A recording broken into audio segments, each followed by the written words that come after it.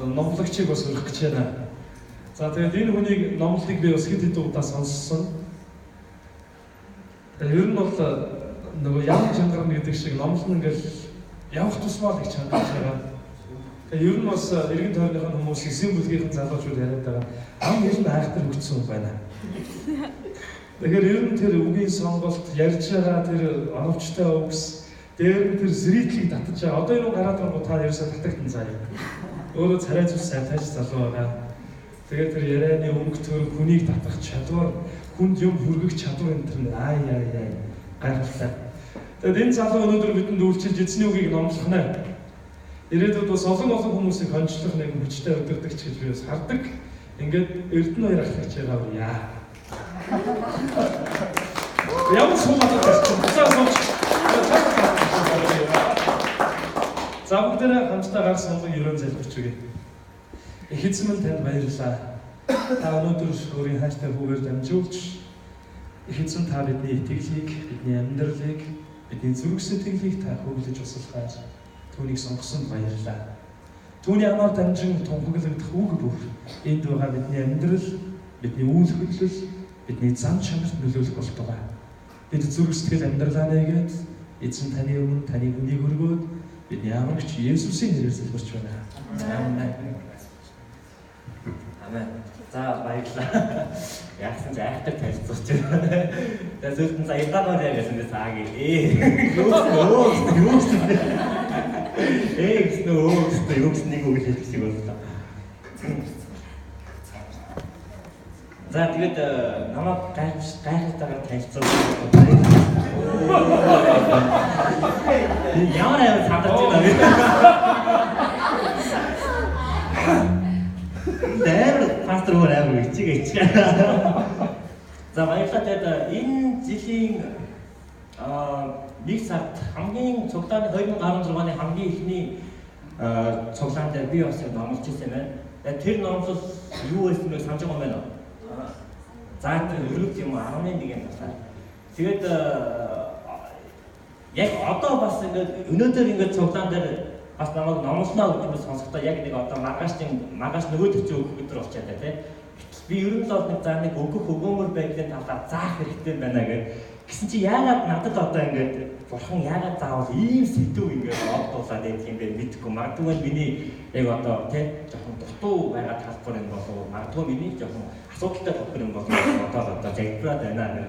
Тэгээд өнөөдөр би та бүхэндээ өгөх болон 11-ийн талаар баг хэмжээний сургаал заана. Тэгээд бүгдээрээ энэ сургаалыг нэг миний хараад маш мундаг хүний нэг цуглаан руу бичсэн захиагаас сэтгэл заана. Тэгээд бүгдээрээ Библиэр хараад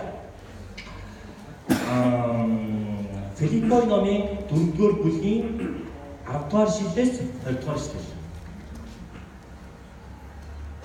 Филиппой номын 4-р бүлгийн 10-р шүлгээс 20-р шүлэг. За тэгээд энэ хэсгийг юу яа? Би нөгөө хуучин Библиэс бэлтцсэн. Тийм учраас би одоо энэ чигээс уншаад өгөө та бүхэн дагуулад хараарай. За эцэст нь та нарын миний төлөө санаа тавьж сэргсэн тул би эзэнд маш их баярлж байна. Үнэндээ та нар санаа тавьж байсан боловч үнийгээ үзүүлэх боломж байгаагүй билээ. Би үүнийг дутагдсны улмаас ярьж байгаа юм бишээ. Учир нь би ямар ч нөхцөл байж байсан сэтгэл хангалуун байж сурсан юм. Би талчигхан байхыг ч мэднэ, илбэг байхыг ч мэднэ. Ямар ч аливаа нөхцөл байдалд өсөглөн болон татгалан байх, дутагдах, илбэг байхын аль альны нууцад би суралцсан. Надад хүчийг өгч түүгээр би бүгдийг хийж чадна. Гэсэн ч та нар миний зовлонгоос хуваалцахдаа сайн байсан. Сайн мэдээг анх номлох үед намайг Македониос явсны дараа авах үгхийн хэрэгт ганцхан та нараас өөр нэг ч чуулган олцоогийг Филиппойчууд та нар өөрсдөө бас мэдж байгаа. Яагаад гэвэл Теслоникт байхад хүртэл та нар нэгээс илүү удаа надад хэрэгтэй юм минь илгээсэн. Би бэлгийг нь ирж хайж байгаа юм биш. Харин та нарын үнэлгээ нэмэгдэж би үр ашгийг танд ирж хайж байна. Гэвч би бүгдийг илгээр бүлээн авч хангагдсан. Би Епафродитос та нарын илгээсэн юмсыг танд бүлээн аваад дүүрэн байна. Бэлэг танд бурхан таашаагдаж тааламжид тахил ба анхлуун өнөр юм. Миний бурхан өөрийг нь алдагдах баялгаар Христ Есүс дотор та нарын хэрэгтэй бүхнээр танд хангана. Бидний бурхан эцэг алдар нь үеийн үед байх болтугай. Амен. Амен. Амен. Тэр Филиппо хотын талаар баг зэрэг ярил та. Яг энэ цагтлыг Паул Филиппо хот руу захиа болгон бичиж байхдаа Паул өөрөө гэрийн хорионд байсан. Нэгдүгээр. Хоёрдугаар Филиппо хот бол Македон улсын нэг одоо нийслэл улсыг маш том байна. Гэхдээ Ром эзлэгдсэн. Нийтлэгтэй бол одоо агуу Александр гэж хаан байсан тийм үү? Тэр хааны одоо аав болох Филипп гэж хааны нэрээр нэрлэгдсэн ийм хот байдаг. Тэгээд энэ үед Паул яг бичиж байхдаа гэрийн хорионд байж байхдаа яг энэ хэсгийг уншиж байхад одоо Филиппо хотын цуглаанаас ямар нэг эд баялагын ч юм уу мөнгөний ч юм уу тусалцаа авсан байна. Тэгээд энэ захиаг эргүүлэн бичихтэй тэрийнхээ хариулт болоод бичсэн байгаа. Та нар их уншихад бас ойлгомжтой байгаа тийм үү? За, эхний 10 дугаар шийдвэр бүгдээрээ шийдвэртэй бага хэмжээгээр задлаад хараа юу гэж юм 10 дугаар шийдвэр. Эцэст нь та нарын миний төлөө санаа тавьж сэргсэн тул би эзэнт маш их баярлаж байна. Үнэндээ та нар санаа тавьж байсан боловч үнийгээ үзүүлэх боломж байгаагүй билээ гэдэг. Яг уу та нар энэ дээр ишлэлийг харах юм бол Паулыг Эфесчүүдээр явж байх үедүүд нь яг цөөхөн хэдэн цуглаанууд яг Эфесчүүдийн зориуд дэмждэг байсан тийм үү? Мөнгө ингээд өгдөг байсан гэсэн. Өөр зүйлүүдээр ингээд өгдөг тийм үү? Гэтэл тэр цөөхөн хэдэн цуглаануудын нэг нь одоо Филиппо хэдэн энэ цуглаан байдаг. Гэтэл яг энэ үед мөнгө авахдаа Паул нэг зүйлийг хийсэн нь та нар өмнө нь надад санаа тавьж байсан. Энэ удаа мөнгө авчлаа шүү дээ. Гэтэл энэ удаадаа санаа тавьсан биш. Өмнө нь надад санаа тавьсан. Тэр чинь би мэдэж байгаа. Гэхдээ энэ удаа та нар надад одоо санаа тавихаа илэрхийлэх тийм зүйл утаа гарч ирсэн юм шиг байна. Өмнө нь чинь санаа тавьж байсан талаар ярьж байгаа. Тэгээд түүний дараагаар 11-ээс 14 гэр ишлэл. За нэг их зөөр ойлгох хэрэгтэй зүйлсүүдийг би ингээд хурдан шиг яриа явдаг. 11-ээс 14 ишлэл. Би үүнийг дутагдсны улмаас ярьж байгаа юм бишээ. Учир нь би ямар ч нөхцөл байдалд байсан сэтгэл хангалуун байж сурсан юм. Би тачигхан байхыг ч мэднэ. Элбэг байхыг ч мэднэ. Ямар ч аливаа нөхцөл байдалд өсөглөн болон цатгалан байх, дутагдах элбэг байх айлтж би нууц суралцсан. Надад хүчийг өгөхгүйгээр би бүгдийг хийж чадна гэж хэлж байгаа. Өөрөөр хэлбэл Паул одоо Филиппо гэдэг цуглаан ямар нэг мөнгөний ч юм уу ямар нэг тусламжийг үзүүлчихлээ тийм үү? Үзүүлчихлээ. Гэтэл Паул өөдөөс нь ийм захиа явуулж байна. Одоо тийм ямар нэг юмны одоо тийм би ийм зүйлээр одоо дутагдсан байгаадаа энэ захиаг бичээгүй шүү гэж хэлж байгаа. Ямар нэг зүйл дутагдсан байгаадаа бичээгүй шүү.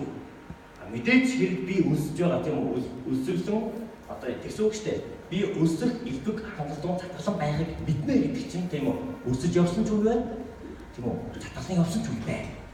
Гэтэл энэ зүйлийг би мэднэ. Бурхан намайг энэ зүйлийг зааж сурж байгаа. Гэхдээ одоо энэ захиаг бичихтэй би та нарт одоо дахиад ямар нэгэн бид нэр одоо үнэхээр хэцүү байгаадаа би захиаг бичээгүй шүү гэж хэлж байгаа Паул. Тэгээд 11-ээс 14 дэх ишлэлээ бүгдээрээ дахиад харъя.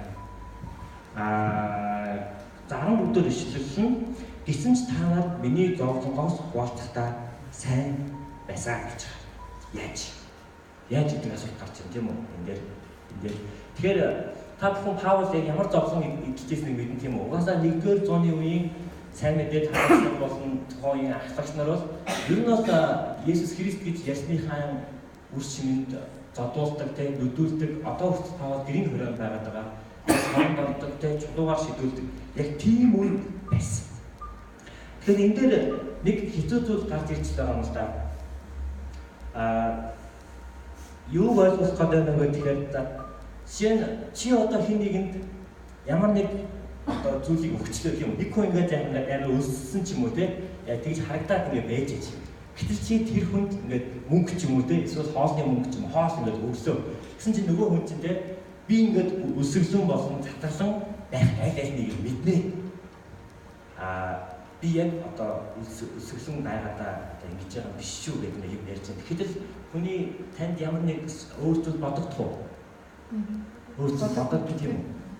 Намайг нэг удаа хөдөө тамилтаар явж байхад нэг гэр бүл очиад би хоол идээд байж байхдаа нэг айл очиад хоол идээд байж байхдаа нөгөө айл би ингээд Есүсийн талаар ярьсан. Гэсэн чинь тэдний нэг хамаатны нэг охин нь цуглаанд явдаг. Тэгсэн нөгөө охин нь ингэдэм байл та гэсэн. Аав ээж нь ингээд нөгөө охиндоо ингээд мэдээж хэрэг мөнгө төгрөг янз бүрийн хэрэгцээнд юу юм биш гэсэн чинь нөгөө охин нь болохоос энийг ингээд юу яаж байна? бурхан надад өгч ийн гэж хэлдэг энэ аав ээжтэй. Тэгээд би яг тэрийг тайлбарлах гээд надад жоохон хэцүү байсан л та. Тэр охиныг би өмөөрөх гэвэл маш хэцүү асуудал болчих тийм үү? Яг би тэр яаж ороод хоол идэж сууж байгаа. Би айд оронгуудаа би хоолыг идчихээд бурхан надад энэ хоолыг өглөө гэвэл нөгөө айл яах вэ? Тийм маш хэцүү зураг илэрхийлж шүү дээ. Энэ одоо тийм одоо би хоол өгсөн шүү дээ гэж бодно. Ямар ч хүнснийг тэгж бодно шүү дээ тийм үү? Гэтэл Паул яг энэтэй ижилхийг ярьж байгаа тийм үү? Энэ хэсэг дээр тийм үү? За эцэг хандлага байхыг би мэднэ. За тэгээд түүний арай дараагийн шийдлүүдийг бүгдээр 13 дугаар шийдээр бүр надад хүч түүгээр би бүгдийг хийж чадлаа гэж. Одоо өөрөөр хэлбэл одоо тэдний өгж байгаа юмнууд бол одоо чинь маш хэцүү зураг үзүүлээд байна тийм үү? Надад тэдний хийж өгж байгаа юмнууд нь тийм чухал бол биш ээ. Бурхан ч надад бүх юм хийж өгнө. Тэгээ нөгөө хүн дараад нь дахиж юм хийж өгөх чадваргүй болж байна. Тэгэхээр энэ яагаад Паул гэж энэ ухаантай мундаг хүн Филиппой хотын чуулганы итгэгчдийг урамшуулах гэж Филиппой хотын чуулганы итгэгчид Христийн талаар заах гэж байгаа байж ийм зүйл яриад байгаа бай гэдэг зүйлийн утга учир бид нар удахгүй болсон заяа. Яагаад ийм зүйл утга учир болоод байна вэ?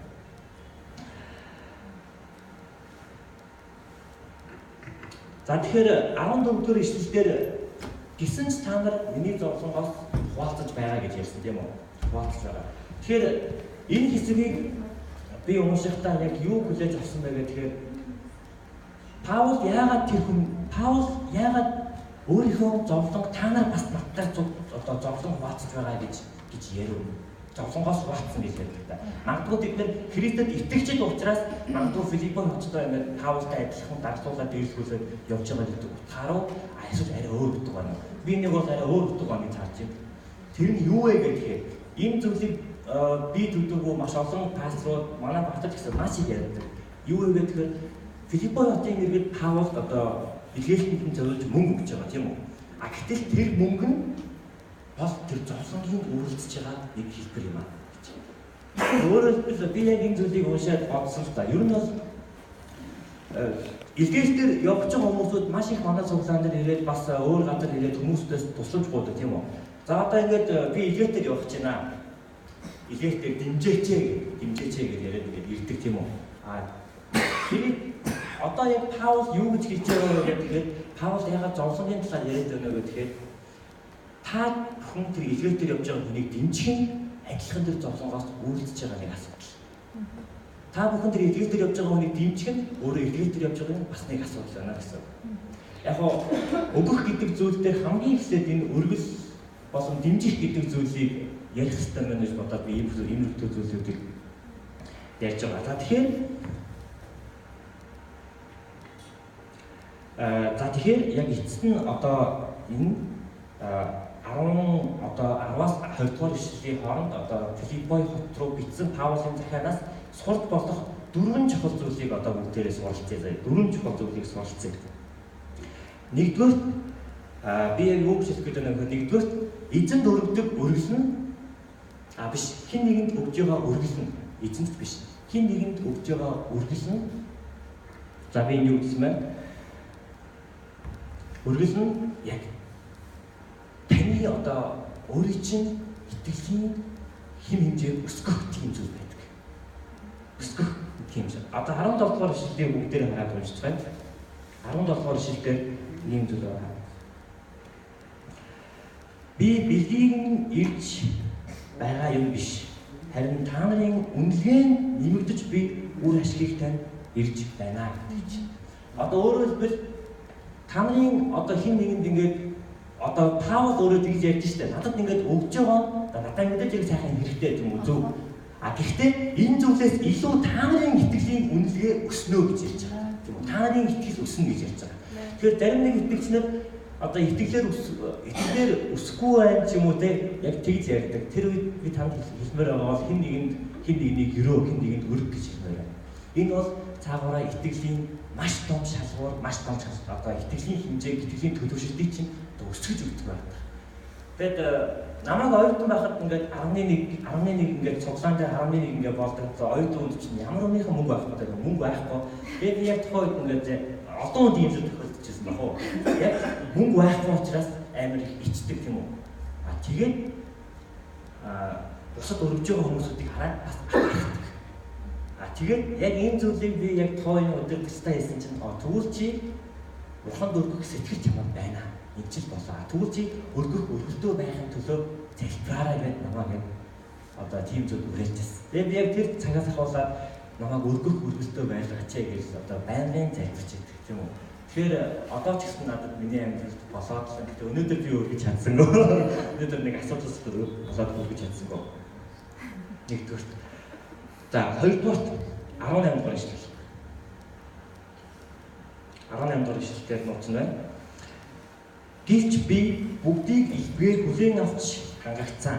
Би Эпафродитос та нарын илгээсэн юмсыг тань хүлээн аваад дүүрэн байна. Билиг тань бурхан таашаагдах тааламжид тахил ба айлсуун үнэр юм аа гэж.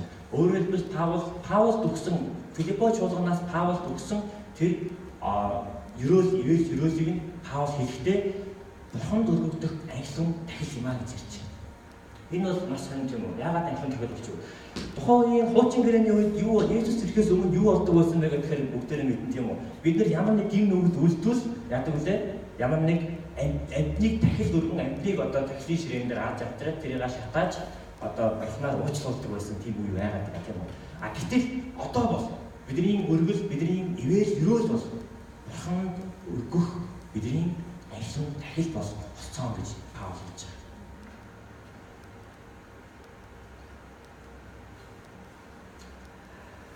Паул хэлж байгаа. За тэгэхээр би сая эхний хоёр чухал зүйлийг нь ярьлаа.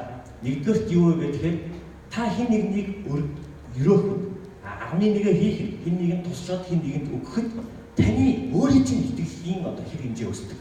Таны өөрийн итгэлийн төлөвшил одоо сайжирдаг. Таны өөрийн итгэлийн төвшин одоо нэмэгддэг гэх юм уу да тийм үү? Хоёрдугаарт таны өргөж байгаа энэ өргөл бол таны бурханд өргөж байгаа тэр айлсуун үнэрт тахил айлсуун үнэрт. За гуравдугаарт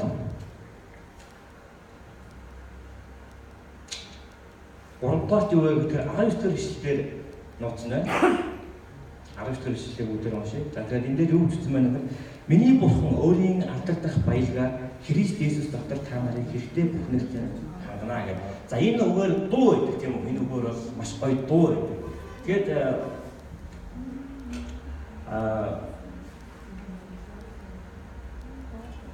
за бурхан та нарыг хангана гэсэн утгатай болоод байгаа тийм.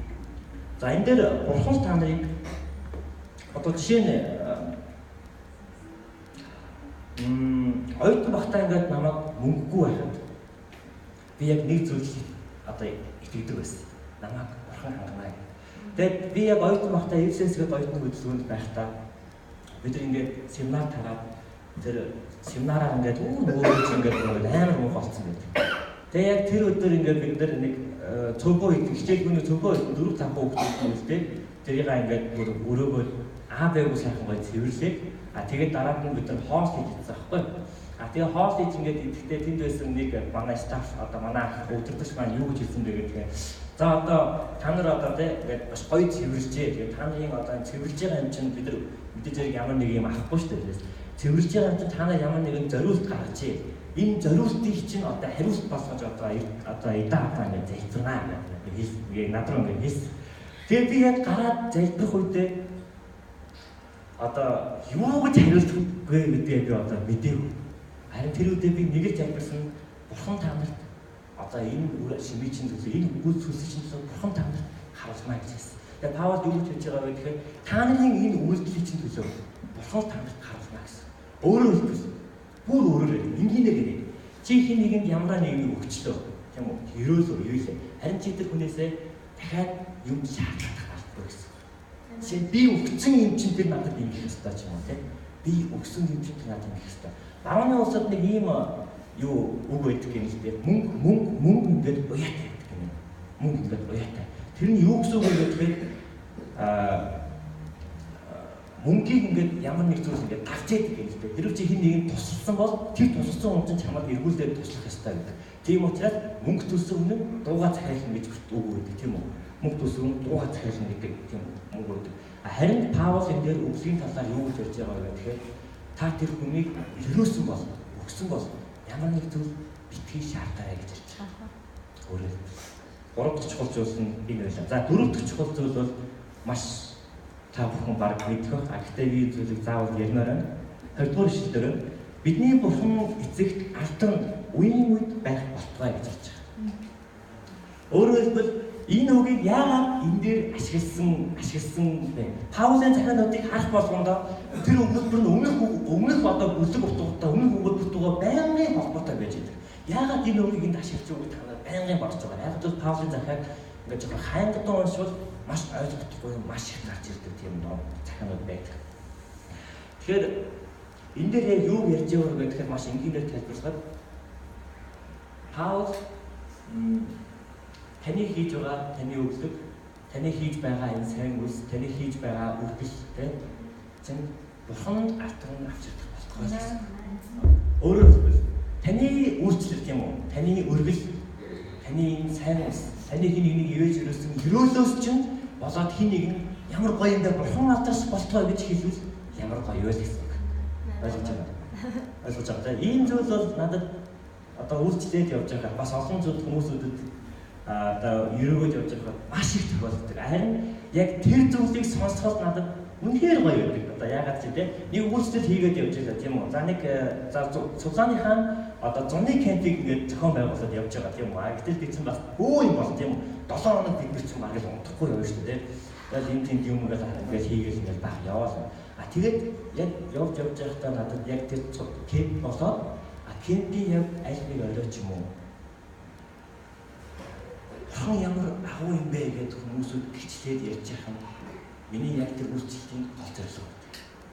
Тэгээд би нэг солонгосын нэг эмчийн талаар нэг хүн гिचж байгаа сонссон. Тэгээд тэр хүн юу гэж гिचсэн бэ гэхээр солонгос угаасаа тийм юм шиг амар байдаг шүү дээ. Хүмүүсүүд ингээд өвчтөй байж байгаа. Тэгээд нэг маш их өвчнөө идэхийн тулд маш их төлбөртэй байсан. Гэтэл тэрийг зарим нэг юм зүйл маш их хөнгөлдөг тийм үү? Тэгээд яг хоо зүгээр нөгөө хүн нь нөгөө өвчтэй хүн нь идэлсэн хүн нь нөгөө эмчтэй очоод талархчихтэй. Баярлаа. Үнэхээр бурхан гайхамшигтай юм а гэдгийг танаар дамжуулан одоо надад харууллаа. Тэгэхэд нөгөө эмч нь маш их баярлаад ийм учраас би энэ ажлыг хийх юм а гэж хэлсэн. Тэгээд тэрийг хатаар маш их баярлж байгаа байхгүй. Бидний ажлын үр шим тийм үү?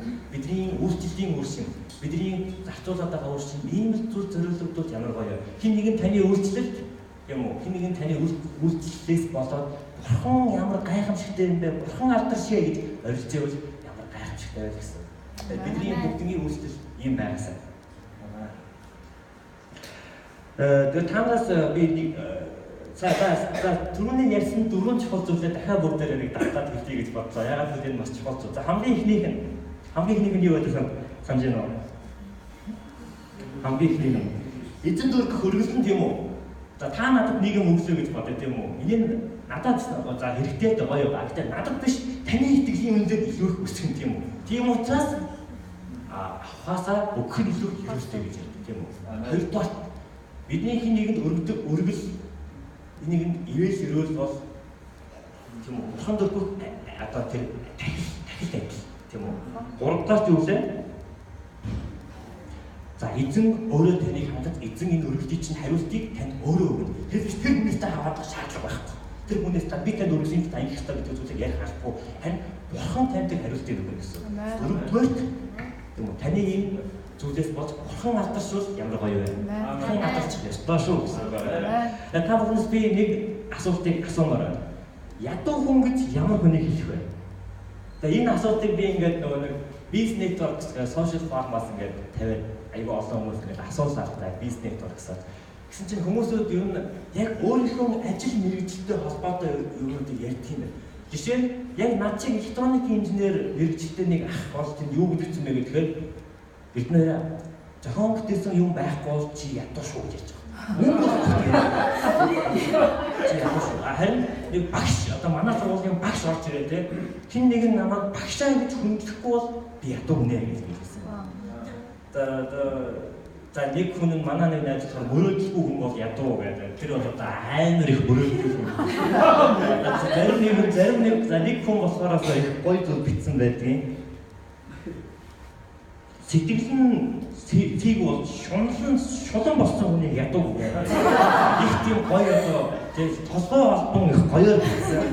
Тэгээд би яг бодож байхдаа за ер нь бол энэ хүн болгонд өөр ингэсэн ер нь бол ядуу гэдэг тодорхойлолт байдаг юм байна. Тэгээд Христ итгэгчдийн дунд ядуу гэдэг нэг тодорхойлолт гэдэг бодож ингэж гаргасан. Таны хийсэн үйлчлэлээс тийм үү? Ер нь таны амьдралаас хэн нэгэн Христийг таньж мэдээгүй, хэн нэгэн одоо итгэлээр өсөөгүй бол та ядуу нэ гэж. Ер нь бол энэ нийгэм бол яадаг вэ гэхээр түрүүний мөнгийг одоо баталтай байдаг гэж боддог. Нийгэм хорвоод итгэх бол мөнгө өгсөн бол ямар нэг зүйл хийх хэрэгтэй. Харин Христ итгэгчдийн амьдрал нэг зүйлээрээ өөр байдаг. Тэр нь юу вэ гэхээр чи өөрийнхөө төлөө сайн зүйлийг хийгээд байгаа юм шиг. Тийм үү? Чи өглөг өгөхдөө өөрийнхөө төлөө сайн зүйлийг битгий хийгээрэй. Бас нөгөө хүнээсээ битгий юм аваарай. Түрүүний ярьсан дөрвөн зүйлийг бодоорой. За тэгээд ер нь бол аян ядуу болон өгөх талаар ярихаар мөнгөний талаар заавал орчоод байдаг тийм үү? Яг гэвэл бид нар өгөхдөө хамгийн чухал өгөх зүйлс нь одоо мөнгө их байгаад байдаг шүү дээ. Тэгээд Библиэлд бас мөнгөний талаар маш чухал юм бичсэн байдаг тийм үү? Энийг би бас өмнө нэг сар чугаар захтаа бас хэлжсэн санагдчихэв. Тэгээд 1-р Тимотеийн 6-р бүлгийн 10-р шилтээр энэ юунд би маш их дуртай. Учир нь мөнгөний хайр бол бүх зүйлийн бузар мөнгөний үндэс мөн. Зарим хүмүүс үүнийг хүснээрээ итгэлээсээ төөрөн одож түмэн зовлонгоор өөрсдөө сүлбчээ гэж юм. Өөрөөр хэлбэл хүмүүс ямар нэг зүйл ингэж мөнгө гэж бодоод байгаа бол энэ яагаад орж гараад гайгүй. Мөнгө гэж бодоод байгаа бол одоо мөнгө гэж бодоод байгаа бол ингээд одоо ингээд өөрийгөө түмэн зовлонд ингээд сүлбдэг юм л дээ. Өөрийгөө маш их боддог юм л дээ. Тэр яана, энэ яана, тэр тэдэнд үзээсэн, энэ зингсэн, тэр нь би тийм тавьсан гэ, тэр банк дампуурлаа одоо яана гэдэг. Байнгын ингээд юм өөрийгөө түмэн зовлонд усмарцх юм сүлбчээд. Тэгээд та нар одоо ингээд ихэнх нь ажилтдаг хүмүүс амралтаа аваад ер нь хаана очиж амардаг вэ? Хөдөө. Яг үнэ. Хөдөө очиж амардаг. Хөдөө яагаад амардаг вэ? Хөдөө яагаад амардаг вэ гэхээр амар амардаг. Яг үнэ. Яагаад амар амардаг вэ? Тэнд мөнгөний эрхт бол байдаггүй байхгүй юу? Тэнд бол мэдээж зэрэг маллаа тийм сайхан амьддаг. Тэгээ хүн мөнгийг бодхоо байцгаараа амар амархан болчих гээд байгаа байхгүй юу? Гэтэ мөнгө хэрэгтэйг би та нэг мөнгөө ингээд цацаад хэрэггүй гэж байгаа юм шиг мөнгө хэрэгтэй. Гэтэ мөнгө бол та нарын амьдралаар болж байгаа ш. Мөнгөний талаар сонирхол хүсэл та нарын ийм 9 бүрийн ийм одоо тийм шунс одоо тийм буруу зүйлийг сүлбсэн тийм болгодог шүү. Хэлэх гээд байгаа шүү. Тэгээд мөнгө гэж ярьснаас би энэ дэлхийн нэг одоо хүний амьдралаас одоо сэтгэлж нэг юмараа энэ хүн бол одоо хэн бэ гэхээр одоо Джон Рокфеллер байна. Джон Рокфеллер бол одоо Америкийн нэгдсэн улсыг одоо бараг байгуулсан хүн гэж ярьдаг тийм үү? Америкийн дэлхийн банк гэж ярьдаг тийм үү? Бас нэгдсэн үндэсний байгууллагын бараг ихэнх санхүүг Рокфеллер бас бүтээдэг байна. Дэлхийн банкыг анх үүсгэсэн. Дэлхийн одоо санхүүгийн байгууллага гэдэг зүйлийг бас үүсгэсэн. Тэгээд Рокфеллер бол хамгийн анх танаар мэддэг юм уу? Газрын тос болон керосины үйлдвэрлэлээр дэлхийг баяжсан тийм үү? Гэтэл энэ хүний бүр багаас нь ээж нэг зүйлийг захиж гисэн байдаг. Энэ зүйл дээр бол таалагдсан олон ярьдаг да. Ер нь бас одоо бараг мөнгөний талаар ярих болгоно Рокфеллерийн хүмүүсийн талаар ярьдаг тийм үү? За ямар нэг мөнгө оллоо баруун Германда 11 хийдэг тийм үү? Зүүн Германда өөрийнхөө хэрэгцээ юм хийдэг. Ямар ч мөнгө олсон. Энийг бол ээж нь бүр багаас нь ярьдаг. Гэтэл сүүлд би сонсохноо ер нь бол дахиад нэг Рокфеллерийн түүхүүдийг сонсоод үзсэн чинь Рокфеллерийн амьдралд бол бүтэнсээ өдөр зөвхөн Библийг л уншина. Хүүхдүүд нь, гэр бүлийнхэн бүх хүмүүсүүд бүгдээрээ л Библийг уншина. Өөр юу ч уншдаггүй. Яг тэр өдөр бол яг эзний өдөр гэдэг тэр өдрийг аюунаар тэмдэглэдэг. Тэгээ би яг тухайд бодож ирсэн. Энэ аюун хүний баяжсан шалтгаан нь тийм үү? За энэ дэлхийг одоо ингээд байлган дагуулад эзлээд байгаа шалтгаан нь ерөөсөө л энэ юм байна. Тэгэхээр би ч юм хэрэгтэй байна гэж үзсэн. Тэгээ бас их сонин нэг мэдээллийг би өнөөдөр нийт зүгээр ухаж яваад олох юм. Элвис Преслигээ дуучин байдаг шүү дээ. Тэр Элвис Пресли бас маш мундаг итгэгч юм л дээ. Тэгээ тэр яг одоо бидэнтэй адилхан Библи уншаад тэгээд нөгөө нэг чимээгүй цаг болгоно ингээд бас ингээд нэг тэмдэглэлийн тэмдэгт ингээд гараараа ингээд бичдэг. Тэгээд нөгөөх нь ингээд өрсөөр байгаа ингээд ийм зузаан ийм тэмдэглэлийн тэмдэгтээ юм бичиж. Тэгээд тэр хүмүүс библитэй гэж байгаа. Өөрийнх нь авга хайхан дэлгэсэн ганцхан библи байдаг. Тэгсэн чинь Есүс Христийн үгээр тэгээд тэрнийхэн дараад нөгөө нэг Есүс Христийн өв хөрөнгөний эзэмшдэг хүмүүсүүд тэр одоо хуучин хэрэгжсэн юмнуудыг нь зарж л тэгээд янз бүрийн юм зарсан байгаа. Тэр нөгөө библитэй болон тэмдэглэлийн дэвтрүүдийг нь зарсан байгаа. Есүс Христийн гоё цагаан өнгийн хувцас тэгээд бүр нөгөө нэг угаагүй доктор өмнө тэднийг зарах гэж орсон байна. Гэтэл тэр бүгдээс нь өөр бус зүйлүүд нь ерөөсөө зарагдаагүй нэ. Тэгээд энэ яг үний юм уу юм ямар ч нэг тийм бичсэн байсан. Арай л уцаан бичээгүй зарагдаагүй. Харин тэр библи нь одоо 59,000 фунтыг зарагдсан гэж байна. 59,000 фунтыг би шилжүүлээд үзсэн чинь дунджаагаар 150 сая төгрөг орчин үнэтэй зарагдсан.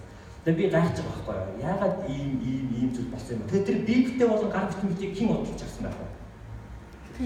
Итгэж бодлож авсан байх. Тэгэхээр библи бол бидний амьдралд бурхан бол бидний амьдралд өгөх гэдэг зүйлийн талаар ямар чухал зүйл ярьдаг вэ? Ямар чухал зүйл хийдэг вэ гэдгийг одоо хичээнээс харагдаж байгаа тийм үү? Тэгээд энэ өгөх нь ямар гайхамшигтай юм бэ гэдэг зүйлийг хүртэл манай би ч нөгөө эмээ өөр төр өссөн. Тэгээд эмээ өөр надад байнга ярьдаг байсан юм. Нэг манай өвгийн нутагт нэг гэр бүл байдаг байж та тэрний нэг эмээ хүн орж ирэх болгонд хоол хийж өгдөг юм лээ. Ямар хүн орж ирэх хамаагүй. Хөгшин, залуу, эрэгтэй, эмэгтэй бүр жоохон нэг 5-6 настай хүн орж ирсэн ч гэсэн хоол хийж лээ. Тэгээд тэр бол одоо бараг өдрийн бараг нэг 10-аад хоол хийдэг байсан. Тэгээд чаавал хөлсөн ингээд амар их ингээд гоождаг.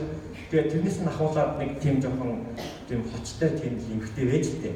Тэгээд тэгсэн хэрнээ тэгээд би асууж тийм эмхтэй байж үлээ гэж ярихгүй надад. Тэгэхээр тийм үү тэгвэл тэр эмхтэйгийн мас зүргэн одоо тэр эмхтэйгийн өмч хөрөг нь хэрэг байсан бэ гэж харагдахгүй өсөөл өгдөг гэсэн.